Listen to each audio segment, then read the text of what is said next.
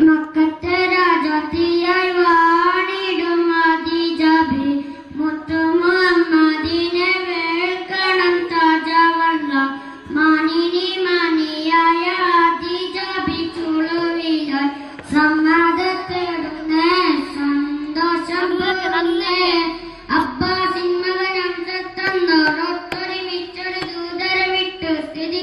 മുഹമ്മദിനെ അറിയിച്ച് സുബാനവരുടെ വിധി പോലത്ത് മുല്ലപ്പൂ